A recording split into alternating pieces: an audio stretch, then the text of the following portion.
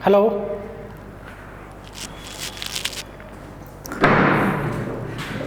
Hello, good morning students.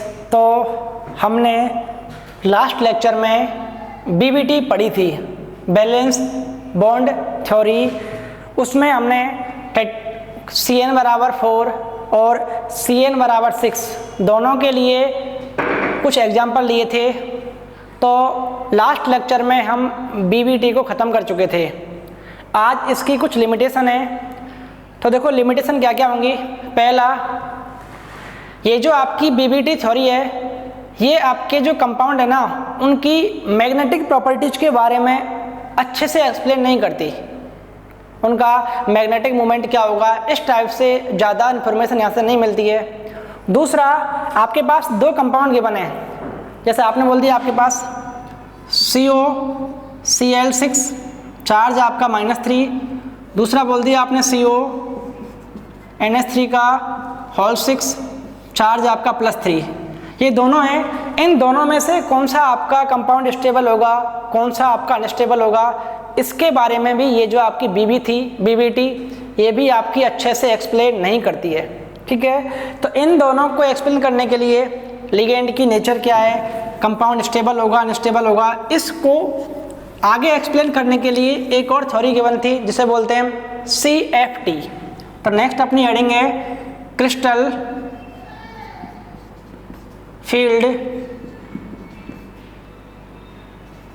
Theory, इसे बोलते हैं CFT।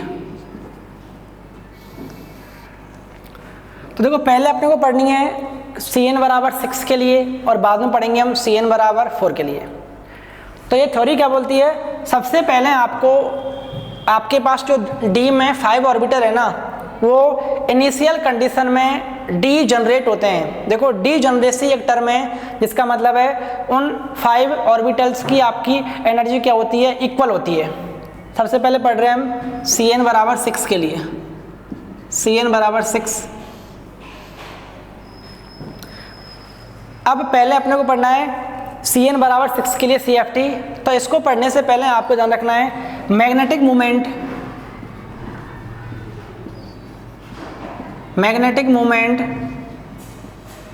जिसे हम MM बोलते हैं, ये आपका म्यू का सिंबल होता है। इसका फॉर्मूला होता है N×N+2 और यूनिट क्या होती है इसकी, BM।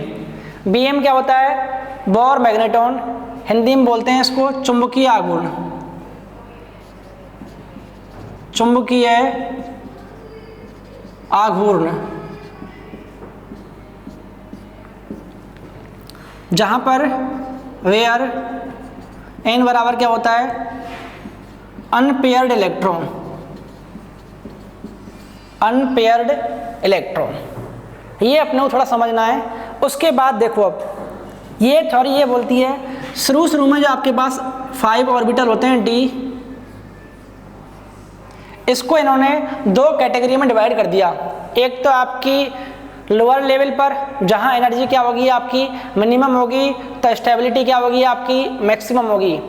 और एक आपका हायर लेवल जहां पर आपकी एनर्जी क्या होगी मैक्सिमम होगी, तो स्टेबिलिटी क्या होगी आपकी मिनिमम होगी। इसमें आपके पास 5 ऑर्बिटल हैं। ये आपका dx/, dy/z, dz(x), उसके बाद ये आपका होगा dx²/y², और ये कौन सा होगा आपका dz²। यहाँ तक लिखने के बाद सबसे इंपॉर्टेंट जो आपको ध्यान रखना है, ये जो अपनी यहाँ तक दिख रहा है ना आपको,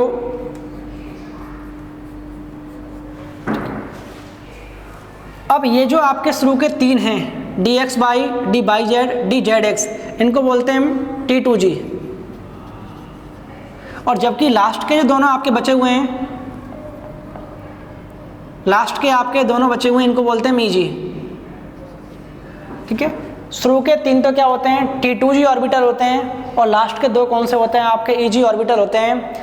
इनिशियल कंडीशन में ये सब क्या होते हैं आपके D जनरेट होते हैं, मीन्स इनकी सबकी एनर्जी आपस में क्या होती है, इक्वल होती है। मैं एक बार इसको रफ कर रहा हूँ क्योंकि इधर आपका आ नहीं पाएगा है। ये लिख लिया आपने यहाँ तक।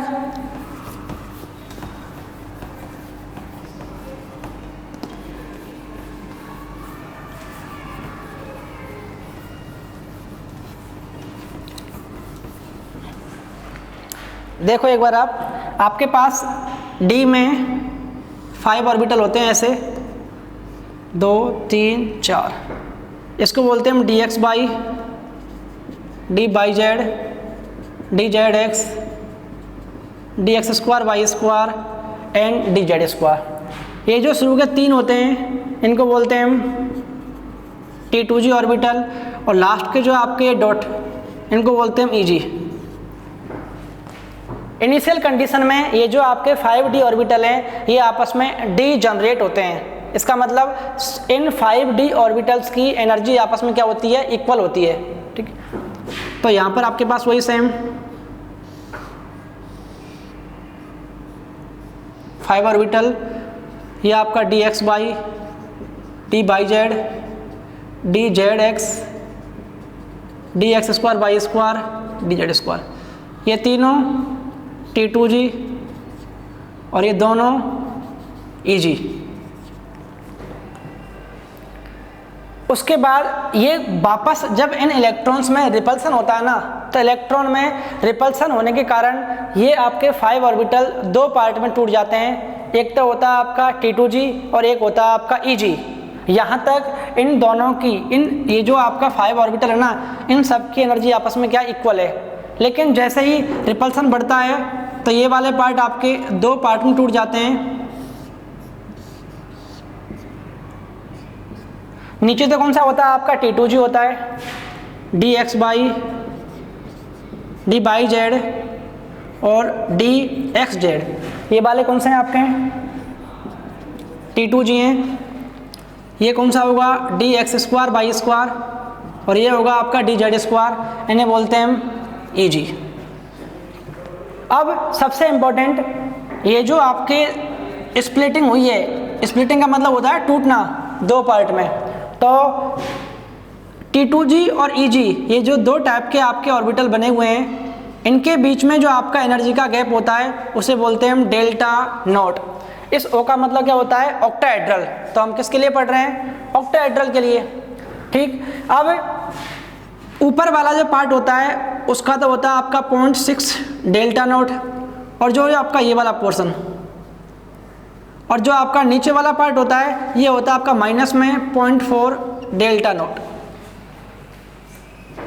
इन दोनों का डिफरेंस आपका हमेशा बनाएगा, आप चेक कर लेना भले ही फर्स्ट का और सेकंड का। अब ध्यान कैसे रखना है, यदि CN 6 है तो ऊपर आपका 6 होगा और नीचे क्या होगा आपका 4 होगा। यदि यहाँ पर आपका CN 4 होता तो ऊपर आपका क्या होता, 4 होता, नीचे आपका 6 होता, और नीचे वाला हमेशा क्या होगा आपका माइनस में होगा। ये अपने को ध्यान रखना है। तो CN बराबर 6 के लिए ये आपका है। अब बात करते हैं डेल्टा नॉट क्या है। इसे बोलते हैं हम CFSE बराबर क्या होता है, डेल्टा नॉट। इसका होता है क्रिस्टल फील्ड स्प्लिटिंग एनर्जी, इसे बोलते हैं हम क्रिस्टल फील्ड स्प्लिटिंग एनर्जी, इसे बोलते हैं हम डेल्टा नॉट या CFSE बोलते हैं इसको।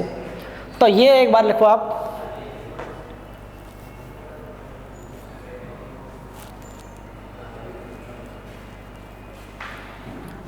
ये लिख लिया ना।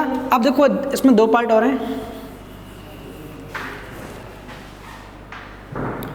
यहां तो लिखना आपको एनर्जी ऑफ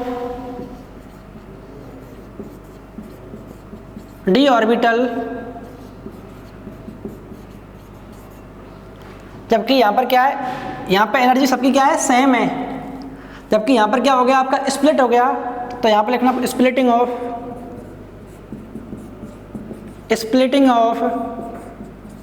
डी ऑर्बिटल,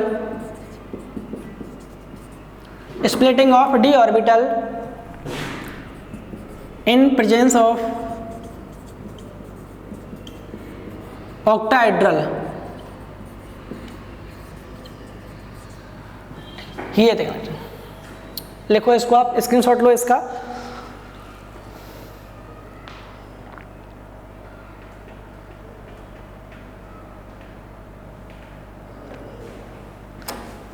दूसरा मैंने क्या बोला है, इन दोनों का डिफरेंस कितना होगा आपका 10 होगा।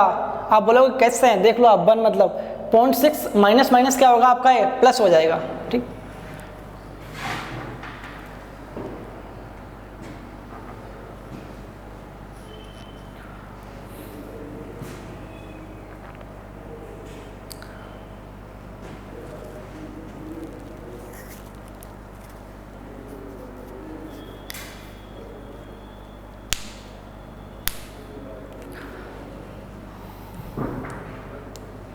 अब यदि आपने इसका स्क्रीनशॉट ले लिया तो मैं कुछ एग्जांपल्स दूंगा आपको,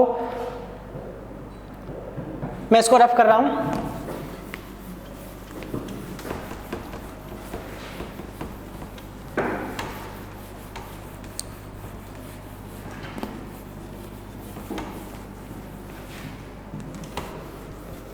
अब देखो हम कुछ एग्जांपल्स करते हैं कि किसका मैग्नेटिक मोमेंट क्या होगा क्या नहीं होगा। तो मैं यहाँ पर टेबल बना रहा हूँ। पहली जो आपकी टेबल होगी उसमें आपके T2G और EG में आपके इलेक्ट्रॉन होंगे। यहाँ पर आपका नेचर ऑफ लिगेंड होगा, नेचर ऑफ लिगेंड, और पहला ले रहे हैं हम स्ट्रॉन्ग लिगेंड SL। SL का मतलब शांति लाल नहीं, स्ट्रॉन्ग लिगेंड। दूसरा आपके पास क्या होगा, N होगा, म्यू होगा। म्यू क्या होता है आपका मैग्नेटिक मोमेंट, चुंबकीय आघूर्ण। फॉर्मूला क्या होता है N × N+2। बीच में हम N लेते हैं, ठीक है, इसको N ही रखते हैं हम। यहाँ पर पहले क्या लेंगे हम N। नेक्स्ट कॉलम होगा आपका मैग्नेटिक मोमेंट का,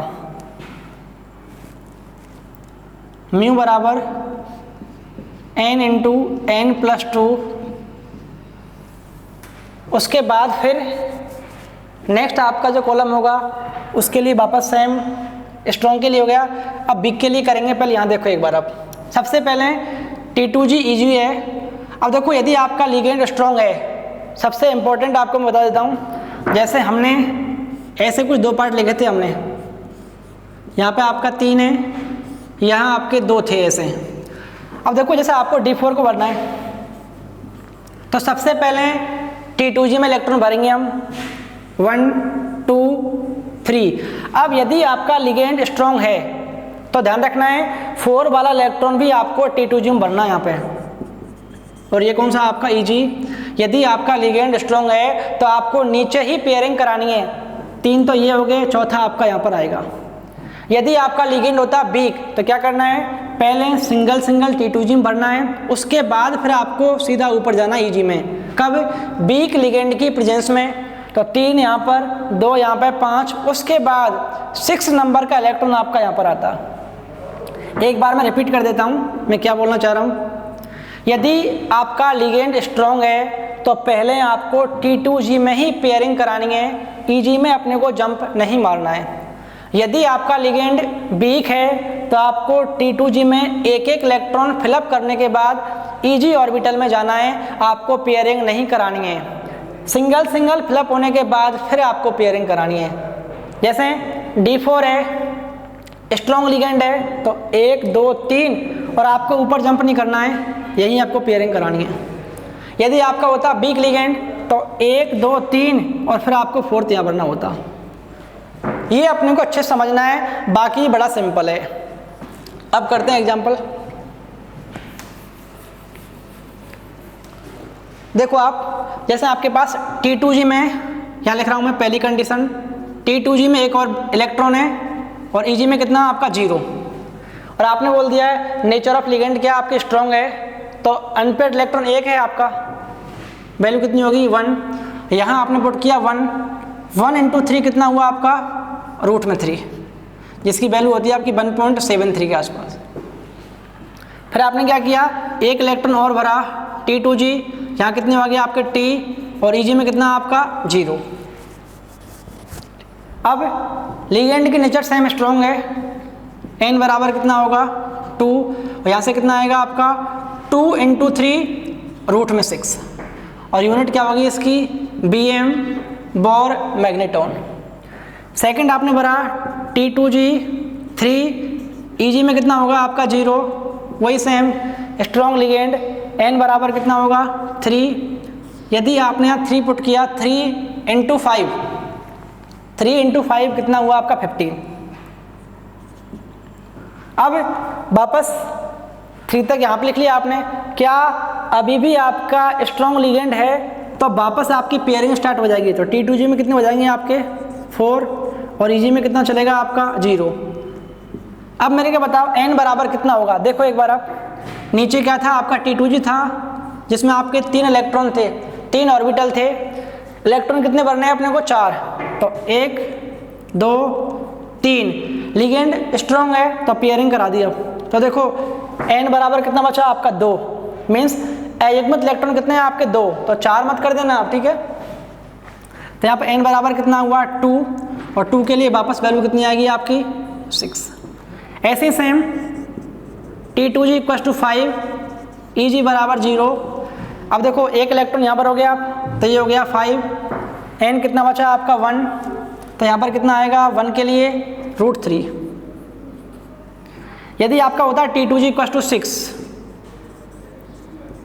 Eg = 0, T2G मीन्स 6 का मतलब ये पूरे भरेगा आपके। युग्मित इलेक्ट्रॉन कितना आपका 0, तो ये भी कितना होता आपका 0 होता। यहां तक लिखो एक बार।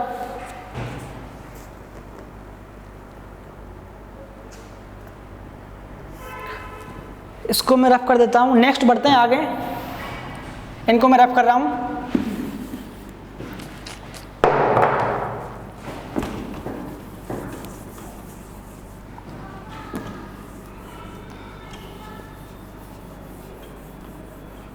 अब T2G में 3 ऑर्बिटल हैं, मैक्सिमम हम 6 इलेक्ट्रॉन फिलअप कर सकते हैं और 6 हमने कर लिए हैं। अब भरने अपने को 7। तो T2G में तो कितने होंगे 6 और Eg में कितना होगा आपका 1। तो देखो T2G में तो आपके तीनों कंप्लीट हैं, Eg में कितना आ गया आपका 1, तो n की वैल्यू कितनी हुई आपकी 1। यहाँ से कितना आएगा आपका √3, 1 इंटू √3, 3 √3 आ गया। वही सेम T2G में आपके 6 रहेंगे, Eg में आपके 2 हो गए, मीन्स यहाँ कितना हो गया आपका 1 और आ गया। तो n बराबर कितना हो गया आपका 2 और वैल्यू कितनी आएगी आप में रूट में 6। अब नेक्स्ट T2G में 6, Eg में आपके 3 होते, मीन्स यहाँ पर आपका 1 और आ गया। अब n = कितना बचा आपका 1, तो यहाँ पे कितना आएगा आपका रूट में 3। वापस T2G में 6 हैं, Eg में कितने हो गए 4, मीन्स Eg भी क्या हो गया आपका कंप्लीट फिलअप हो गया। क्या अभी इसमें युग्मित इलेक्ट्रॉन है क्या आपका, नहीं है, तो n बराबर कितना होगा 0, ये भी कितना होगा आपका 0। ये सब तो किसके लिए है, स्ट्रॉन्ग लिगेंड के लिए है। अब पढ़ते हैं वीक लिगेंड के लिए। वापस टेबल बना रहा हूं मैं, इधर सेम ऐसी वही T2G Eg वाला मिलेगा, वही same nature of ligand, nature of ligand इसका मतलब है लिगेंड की प्रवृत्ति क्या है। यहाँ पर आपका n मिलेगा, यहाँ पर आपका म्यू मिलेगा, ठीक है। वही फॉर्मूला क्या है n × n+2 और यूनिट क्या है आपकी Bn। सबसे पहले नेचर की लिगेंड क्या होगी आपकी वीक रहेगी, हर किसी में वीक रहेगी आपकी, ठीक है। अब बात करते हैं एक इलेक्ट्रॉन फिलअप किया आपने, तो पहले किस में आएगा T2G में 1, Eg में कितना होगा 0, n की वैल्यू 1 और यहाँ से कितना आएगा आपका √3। नेक्स्ट 2 इलेक्ट्रॉन फिलअप किए, T2G में 2, Eg में 0, n कितना आया 2, यहाँ से वैल्यू कितनी आई आपकी रूट में 6। नेक्स्ट एक इलेक्ट्रॉन आपने और इंक्रीज किया, T2G में कितने हो गए आपके 3 और Eg में कितना हुआ आपका 0, n कितना हुआ 3, तो यहाँ पर कितना होगा रूट में 15। अब सबसे इंपॉर्टेंट, वीक लिगेंड है तो आपको T2G में पेयरिंग नहीं करानी है, 4th इलेक्ट्रॉन के लिए आपको Eg में जाना है। जबकि स्ट्रॉन्ग में क्या हो रहा था, स्ट्रॉन्ग लिगेंड की प्रेजेंस में T2G में ही पहले हम इलेक्ट्रॉन की पेयरिंग करा रहे थे, तो 4th वाला भी आपका T2G में था, 5th और 6th वाले भी आपके कहाँ थे T2G में थे। Eg में क्या होगा, अब वीक लिगेंड में 4th वाला इलेक्ट्रॉन आपका पहुंचेगा तो जैसे ही आपने वीक लिगेंड लिया T2G में तो आपके वही सेम 3 रहेंगे और EG में कितना पहुंच जाएगा आपका 1। अब देखो एक बार इसको यहाँ आप इधर देखो, ये तो आपका नीचे वाला है T2G, 3 यहाँ पर है और एक आप 2 ऊपर थे ना EG में, एक आपका इलेक्ट्रॉन यहाँ पहुँच गया।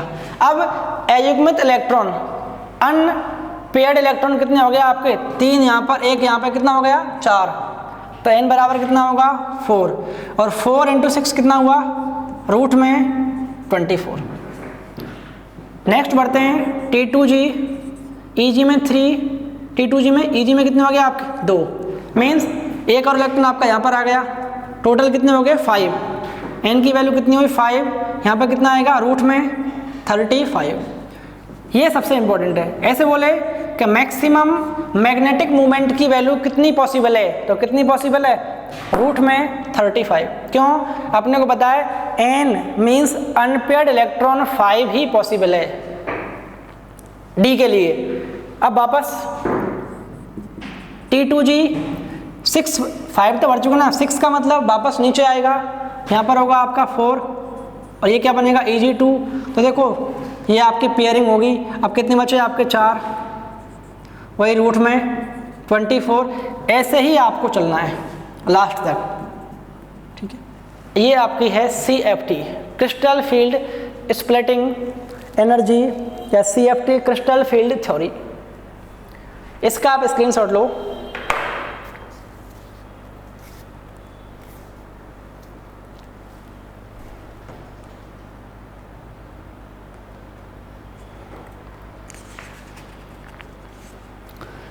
अब Cn बराबर 6 में कर चुके हैं, Cn बराबर 4 के लिए कर लेते हैं डायग्राम बना के।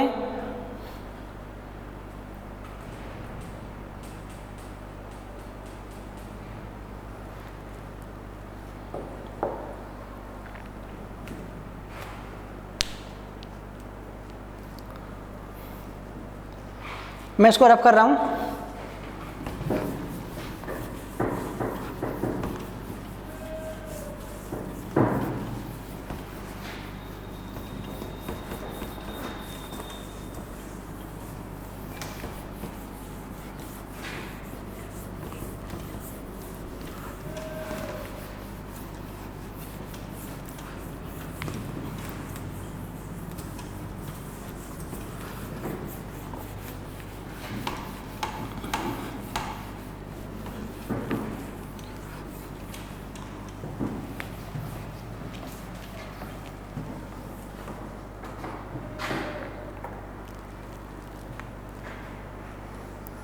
अब पढ़ते हैं CFT Cn बराबर 4 के लिए।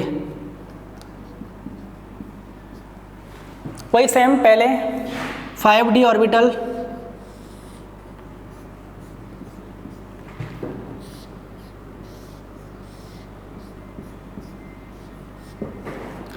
स्प्लिट होंगे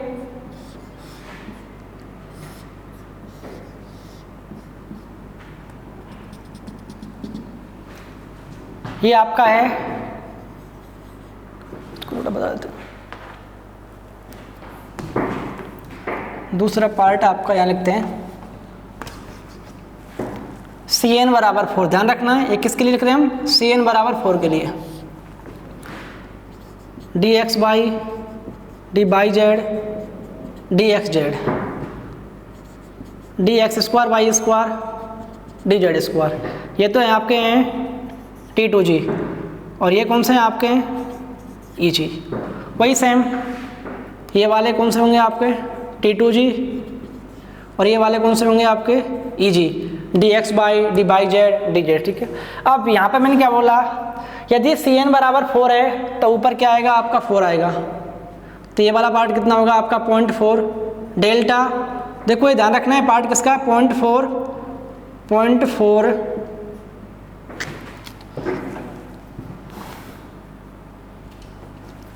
ये होगा आपका 0.4 और डेल्टा टी का मतलब क्या होगा टेट्राहेड्रल, जबकि वहाँ पर क्या था ओ का मतलब क्या था ऑक्टाहेड्रल। नीचे वाला पार्ट किसका होगा आपका माइनस का होगा, माइनस में 6 डेल्टा टी। और ये जो आपका गैप है एनर्जी का इसे बोलते हैं हम CFSE।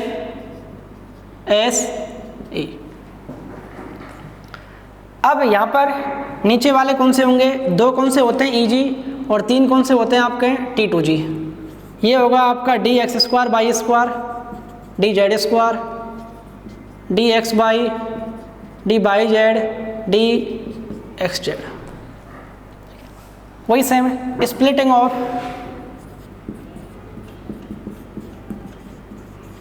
Of d orbitals in the presence of tetrahedral field।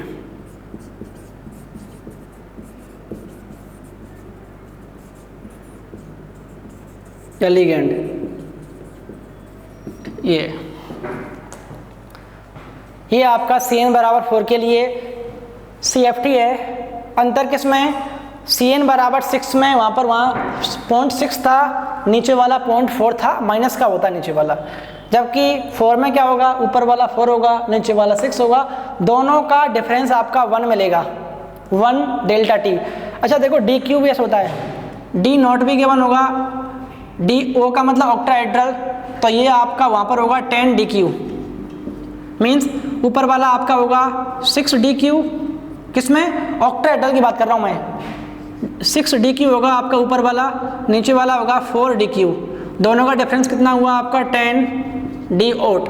या ठीक है, यहाँ पर उल्टा होगा, ये कितना होगा आपका 0.4 या 4 DQ DT होगा आपका, और ये कितना होगा आपका माइनस में 6 DT होगा, दोनों का डिफरेंस भी कितना आएगा आपका 10 DT। ठीक है, तो 10 DT या DO करो या 1 डेल्टा T करो, एक ही बात है।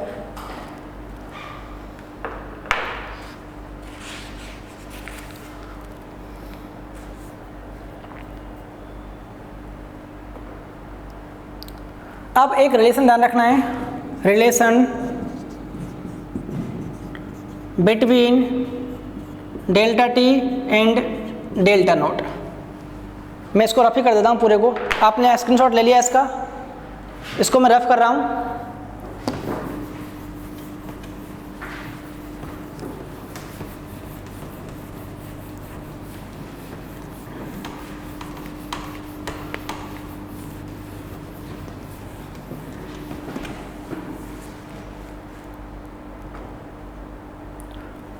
डेल्टा T बराबर 4/9 डेल्टा नॉट, ये रिलेशन है टेट्राहेड्रल और ऑक्टाहेड्रल की जो आपकी CFSE है ना, उनके बीच में। इसका मतलब ये हुआ, अच्छा इन दोनों में से बड़ा कौन सा है, डेल्टा नॉट बड़ा है, इसको आप उल्टा लिख सकते हो, डेल्टा O बराबर 9/4 डेल्टा T।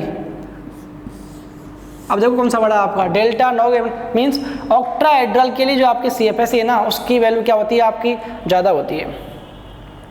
अब CFSE कैसे लिखो, इसको एक बार आप नोट लिख लो, नोट नहीं नोटा ध्यान रखना है, बड़ा इंपॉर्टेंट है।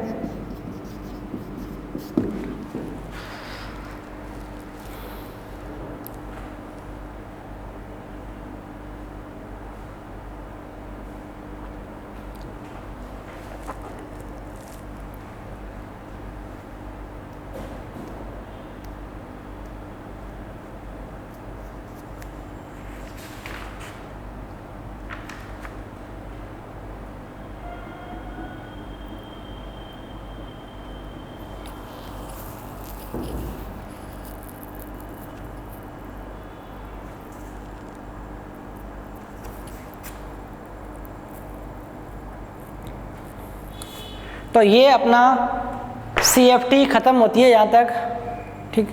तो CFT और BBT में आपको कोई भी डाउट आए तो आप वीडियो को देखें, पहली बात तो।